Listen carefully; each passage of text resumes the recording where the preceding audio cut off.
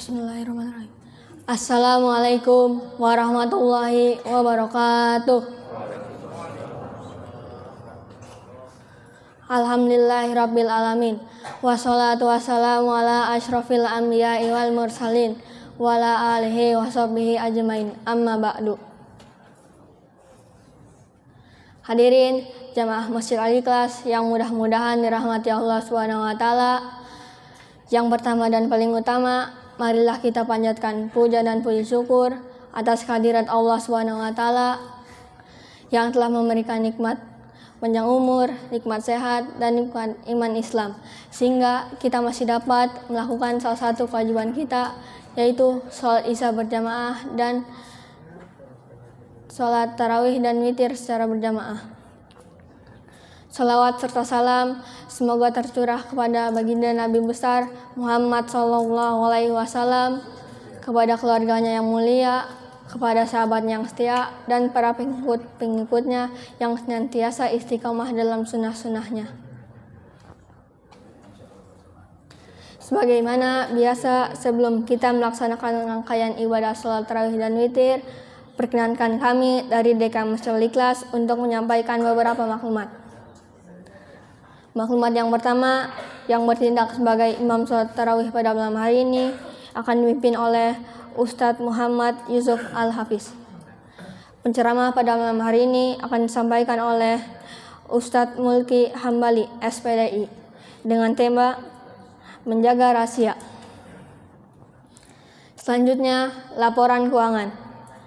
Saldo tanggal 7 Maret 2026 sebesar Rp6.380.500.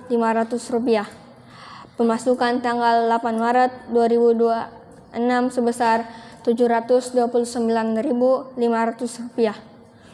Pengeluaran sebesar Rp1.300.000. Sehingga saldo per tanggal 9 Maret 2026 sebesar Rp5.810.000. Atas amal jariah para jamaah sekalian, kami dari DKM Masjid Al-Ikhlas mengucapkan jazakumullah khairan katsiran. Semoga Allah membalas dengan pahala yang berlipat ganda. Amin amin ya rabbal alamin. Kami dari DKM Masjid Al-Ikhlas masih menerima infak dan sedekah untuk takjil dan buka puasa bersama, bisa berupa uang tunai maupun berupa makanan. Bila Bapak Ibu jamaah sekalian berkenan memberikan infaknya, dipersilakan bisa menghubungi Bapak Haji Yudi dan Bapak Adam Usmanto serta Ibu Haja Indrawati.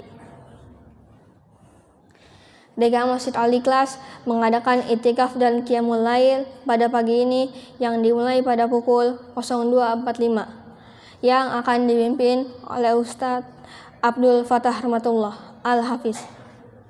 Untuk itu, kami mengundang dan mengajak para jamaah sekalian untuk hadir dalam 10 malam terakhir di bulan Ramadan.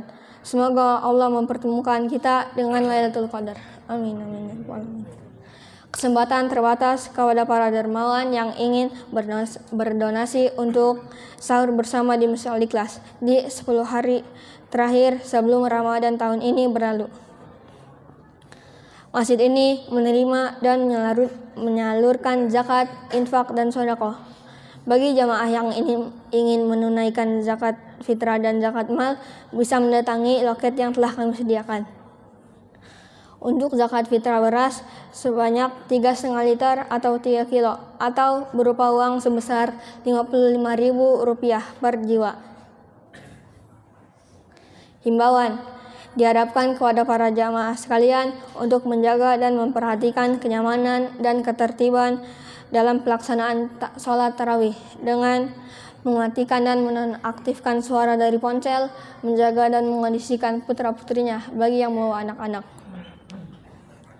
Demikianlah maklumat dan himbauan yang dapat kami sampaikan.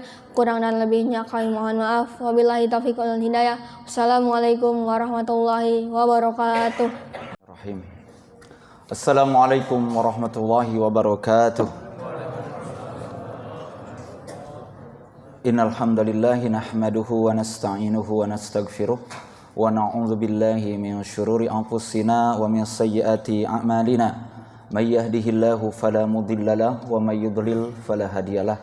Asyhadu an la ilaha illallah wahdahu la syarika lah wa asyhadu anna Muhammadan abduhu wa rasuluhu la nabiyya ba'dah, la haula wa la quwwata illa billah, amma ba'd.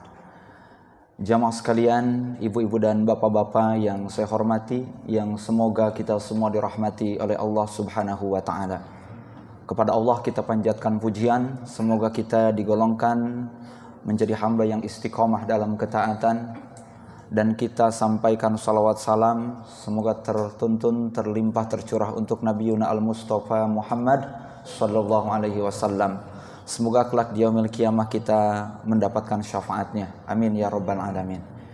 Jamaah sekalian, Ramadan bukan hanya saja formalitas atau rutinitas semata, tetapi di dalamnya ada tarbiyah, pendidikan untuk kita, untuk meningkatkan kualitas diri, untuk menjadikan kita menjadi pribadi yang semakin mulia di hadapan Allah Azza wa Jalla, juga semakin menarik dan indah dalam pandangan manusia.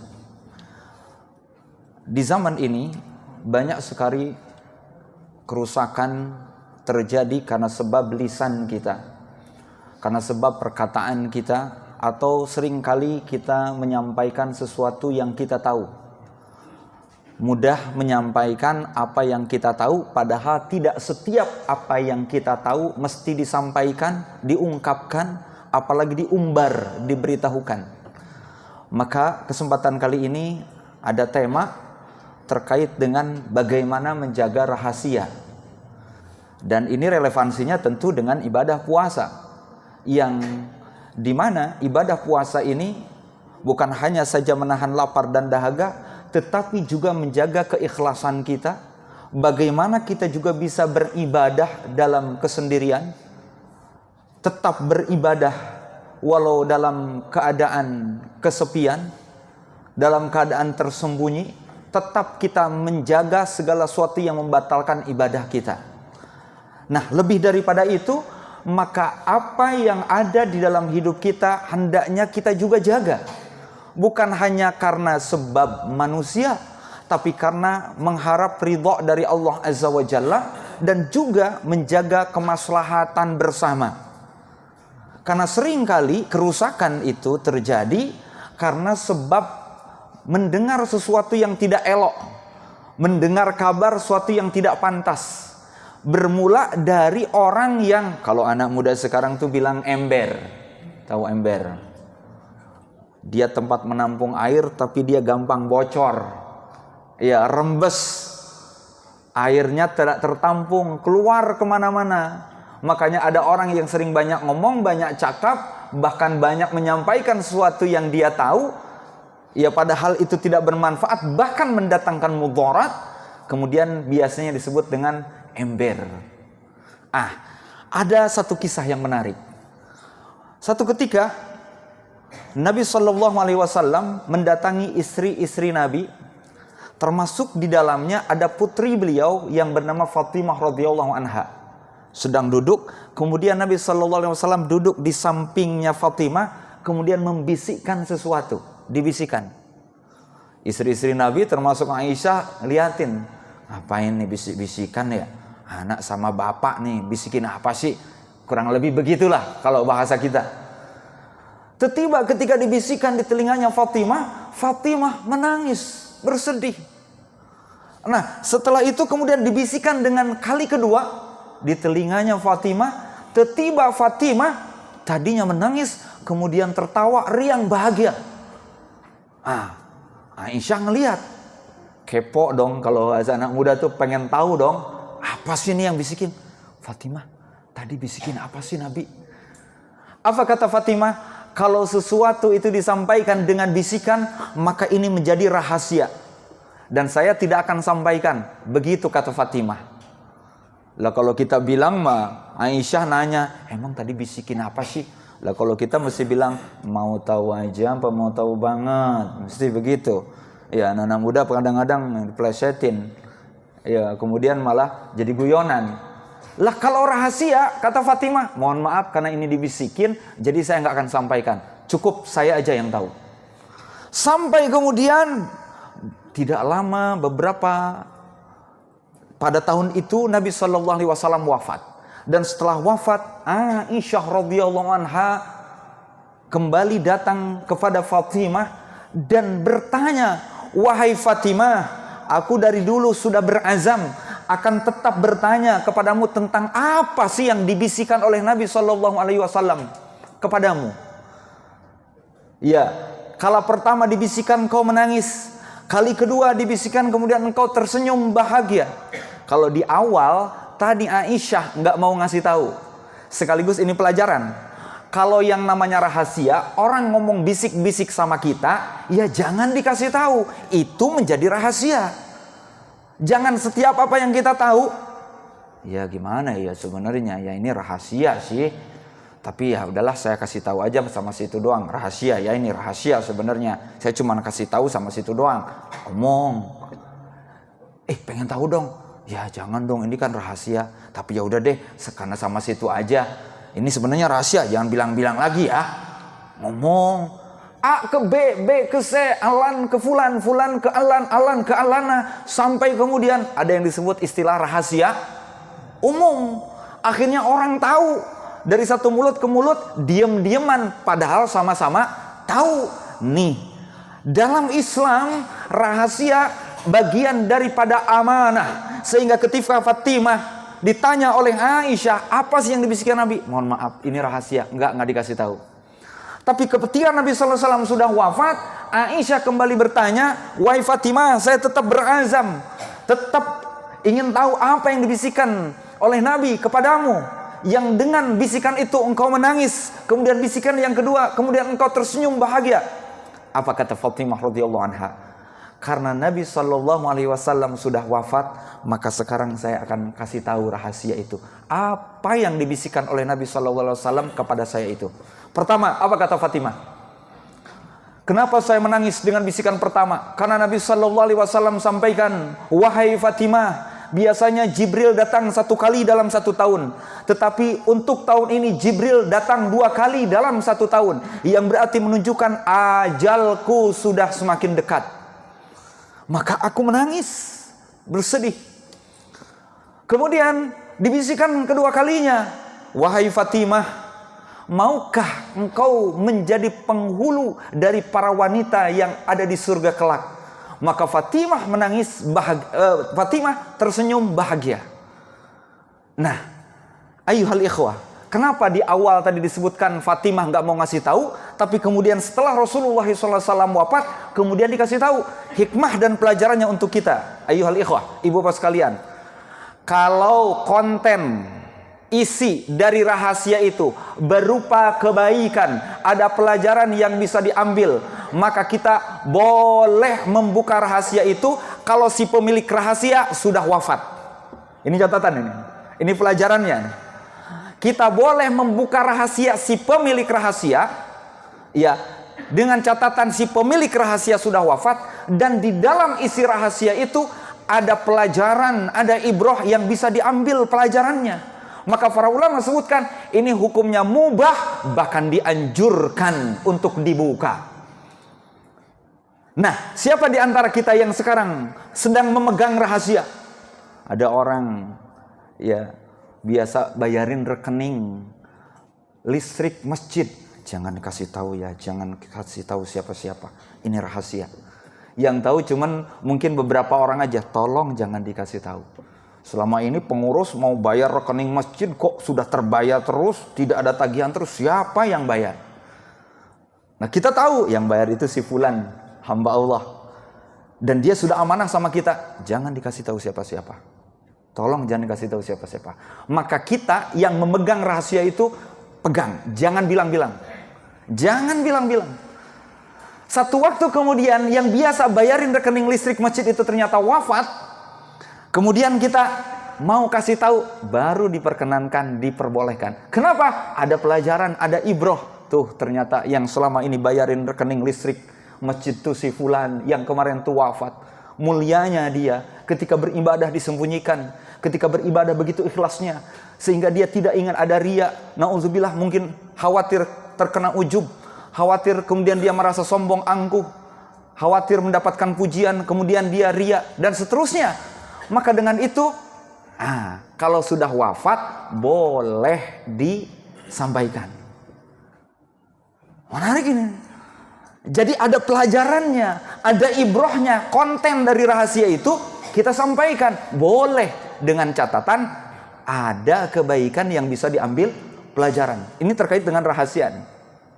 Yang kedua, ya, membuka rahasia itu menjadi haram kalau di dalam isi rahasia itu ada keburukan, ada mudarat terkait dengan aib-aib, termasuk celak-celak si pemilik rahasia. Termasuk nih biasa yang memandikan jenazah, mungkin di badan jenazah ini ada cedera atau ada sesuatu yang mungkin berbeda, dianggapnya tidak umum, menjadi rahasia. Jangan sampai dibuka. Maka kalau dibuka, ini bisa menjadi dosa. Ini menjaga rahasia. Tetapi membuka rahasia itu kadang bisa menjadi wajib kalau di dalamnya ada kemaslahatan terkait dengan hakul adami, ada kebaikan terkait dengan hukum-hukum yang harus ditegakkan. Contoh, ada orang yang katakanlah memegang rahasia. Ada suami punya istri 2. Ya, misal, ini mah misal, Pak. Ya. Contoh punya istri 2. Ya. Dia punya istri kedua. Istri yang pertama tidak tahu. Ya.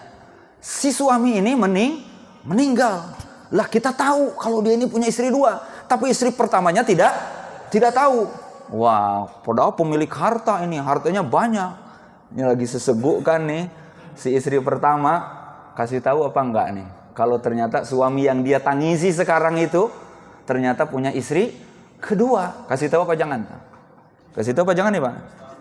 Kasih tahu. Kalau nggak dikasih tahu, Zolim malah. Zolim sama siapa? Sama istri kedua, yang dia juga mesti mendapatkan waris 1/8 dari harta warisan si suami. Pun dari anak istri kedua, dia juga punya bagian dari ayahnya. Coba kalau nggak dikasih tahu nih, Pak, kalau suami yang meninggal ini punya istri kedua, ya udah harta dibagiin buat istri pertama aja tuh, Pak. Buat anak dari istri pertama aja.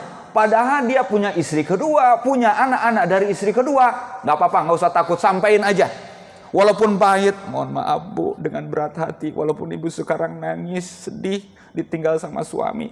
Ternyata suami ibu tuh punya istri 2. Tuh gimana tuh rasaannya tuh kalau si istri itu lagi nangisin suaminya, lagi sedih-sedihnya. Jadi nangis apa stop nangis nih, Pak? Ternyata yang saya tangisin nih kamu tuh, Mas. Ternyata di belakang saya nih, Mas. Nah, tadinya sedih nggak jadi sedih. Nah, perkara itu efek itu terserah, tetapi hukum harus ditegakkan. Kalau itu bagian daripada rahasia, harus dibuka. Kenapa? Ada terkait dengan hukum yang harus ditegakkan. Ada bagian yang lain yang mesti diterima, ada hak yang mesti diberikan. Begitu seterusnya. Nah, ini terkait dengan rahasia. Maka dengannya, ini di zaman sekarang ada banyak orang yang kalau tuh dia tuh seneng banget kalau buka-buka rahasia. Bahkan bukan cuma rahasia orang, rahasia pribadinya dia buka. Nauzubillah, rahasia ranjangnya dia buka. Padahal ada hadis dari Nabi SAW. Inna min asyarrin nasi manzilatan indallahi yaumal qiyamah. Sesungguhnya manusia yang paling buruk kedudukannya nanti kelak nanti di yaumil qiyamah, ar-rajulu yufdi ila imraatihi wa tufdi ilaihi summa yanshuru sirraha. Yang paling buruk kedudukannya, manusia yang paling buruk kedudukannya kelak nanti di yaumil qiyamah di hadapan Allah adalah seorang suami yang menggauli istrinya, yang kemudian dia sebarluaskan urusan ranjangnya. Nauzubillah. Pokoknya mah istri saya mah jago dah, jangan ditanya. Jangan.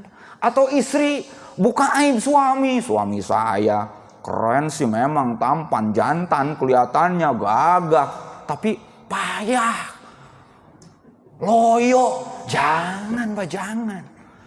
Ini ibu juga jangan asal, tapi saya mah nggak ada rahasia-rahasiaan sih Ustaz, apalagi sama dia, sama teman, sama kawan, bestie dia mah soulmate. Jangan, di antara kita mesti punya rahasia. Ketika saya tanya, Pak, Bu, punya rahasia nggak? Pak, punya rahasia nggak, Pak? Punya rahasia kan nih? Apa rahasianya, Pak? Ya rahasia. Rahasia. Namanya rahasia ya jangan dikasih tahu. Namanya juga rahasia. Nih Bu, saya sampaikan, kalau ibu sedang memegang rahasia, rahasia rumah tangga kah, rahasia urusan suami istri kah, pasangan kah, taruh di dalam hati. Kalau perlu, kalau kata penyair bilang tuh, coba gali liang lahat di dalam hatimu, kemudian masukkan rahasia itu, tutup di perutmu, jangan sampai ada orang yang tahu. Rahasia, jangan apa-apa dikeluarin, apa-apa disampaikan, diumbarin. Zaman now sekarang apa-apa diupdate status, apa-apa difoto, apa-apa diperlihatkan, urusan makan diperlihatkan, urusan anak ini itu sampai urusan gaji, struk gaji diperlihatkan. Apalagi ini urusan gaji, jangan Bu. Suami saya mah gaji mah jangan kira 2 digit. Memang 2 digit itu berapa ya? Sampai bilang, alhamdulillah uang saku dari suami per bulan itu 10 juta. Itu baru uang sakunya, belum uang dapurnya. Ngomong ke sana kemari. Akhirnya ada orang yang bilang, pinjam dulu dong 100. Pas bagian ngomong pinjam dulu 100, pelit kagak ngasih tahu. Nah, siapa suruh pamer sama urusan gaji? Dan saya sampaikan, yang harus dirahasiakan adalah salah satunya rencana-rencana besar kita. Sampai Nabi SAW sebutkan, istailu ana ala injahi hawaijikum bil kitman. Maka sukseskanlah setiap hajat-hajat dan rencana-rencana kalian dengan menyembunyikannya. Kenapa? Fa inna kulladzi ni'matin mahsudun. Karena setiap kenikmatan itu mesti ada orang hasud di dalamnya. Jadi kalau kita punya rencana, rahasiakan dulu. Pokoknya nanti ini saya mau bangun, habis bangun saya mau bikin ini. Dibikin indah, dibuat menarik. Nanti kalau memang punya rencana, ya udah diem aja dulu, jangan ngasih tahu dulu. Kenapa? Ada orang yang hasud, ada orang yang iri, ada orang yang dengki. Berapa banyak yang kemudian orang punya rahasia karena ngumbar duluan, ngomong duluan, ngasih pengumuman duluan, akhirnya kagak jadi. Lebih baik udah diem aja dulu.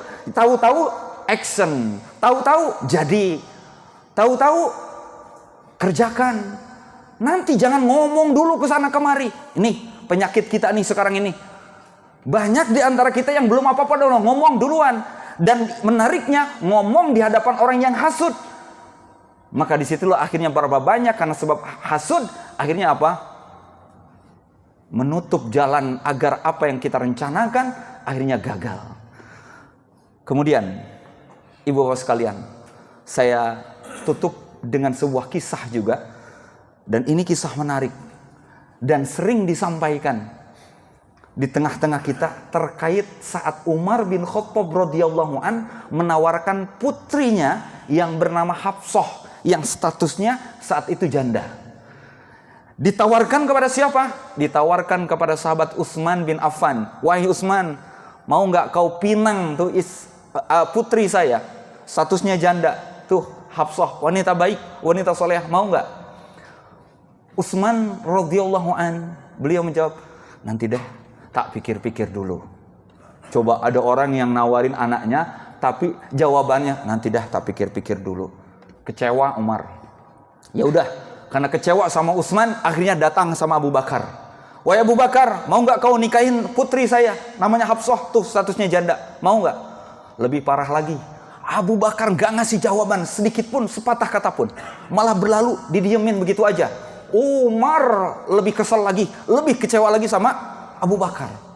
Ternyata ibu bapak beberapa saat, beberapa lama kemudian, beberapa hari kemudian, ternyata Nabi SAW meminang Hafsah. Hafsah dipinang oleh Nabi SAW.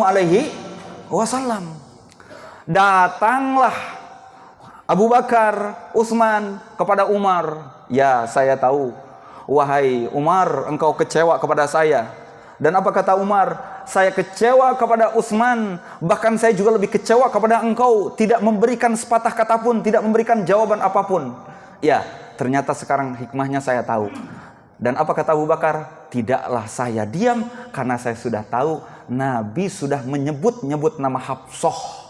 Karena Hafsah akan dipinang oleh Nabi. Makanya Utsman menolak dengan jawaban, nanti deh pikir-pikir dulu. Abu Bakar menolak dengan cara berlalu tidak memberikan jawaban apapun. Coba ayo kalau kita yang jadi posisi Utsman, yang jadi posisi Abu Bakar, iya, pas suruh ayo nikahin tuh Hafsah, apa? Mungkin aja kita langsung meminangnya, atau mungkin kita langsung ngasih tahu, aduh saya nggak berani. Hafsah tuh nanti mau dilamar sama Nabi.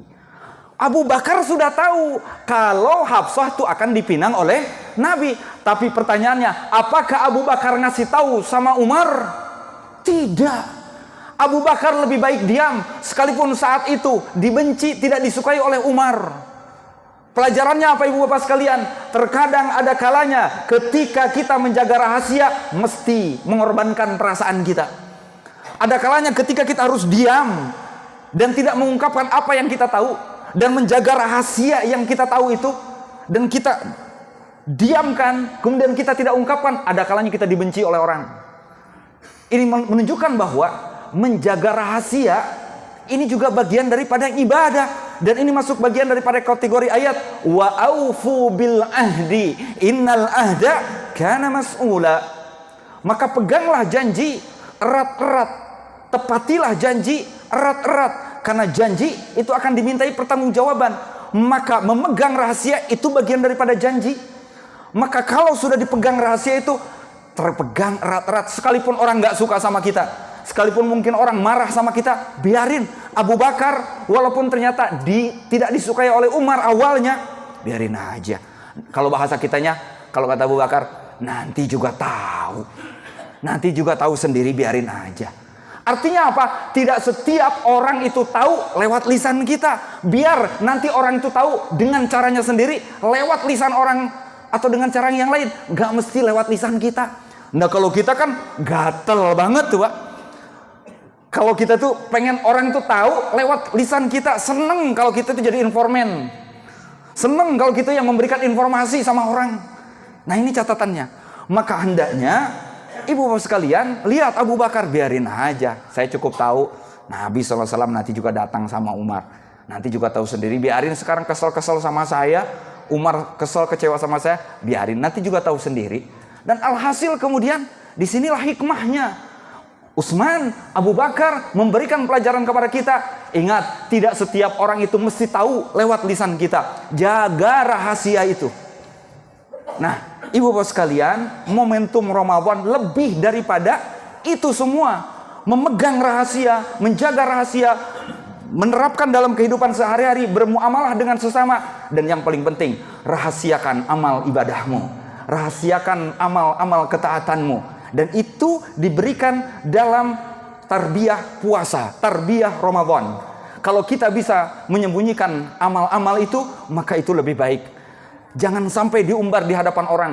Jangan sampai diumbar di hadapan manusia. Jaga agar tetap terjaga keikhlasannya. Kenapa? Jaga amal-amalmu sebagaimana engkau menjaga dan menutup aib-aibmu. Tutup erat-erat amalmu. Jangan kau umumkan. Jangan kau perlihatkan sebagaimana kau menutup rapih dosa dan aib-aibmu.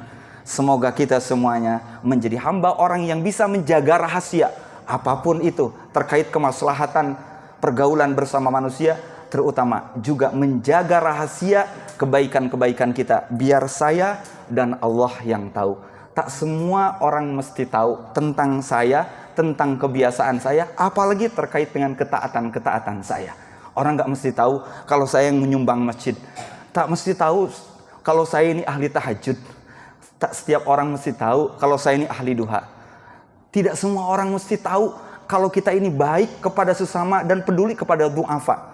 Biar saya dan Allah yang tahu. Maka itulah prinsip orang mukmin yang dia dapatkan dari tarbiyah Ramadan dan tarbiyah puasa. Semoga Allah berikan kebaikan dan keberkahan untuk kita. Kurang lebihnya mohon maaf. Wassallallahu ala nabiyyina Muhammad wa ala alihi wasallam. Subhanakallahumma bihamdika asyhadu an la ilaha illa anta astaghfiruka wa atubu ilaik. Assalamualaikum warahmatullahi wabarakatuh.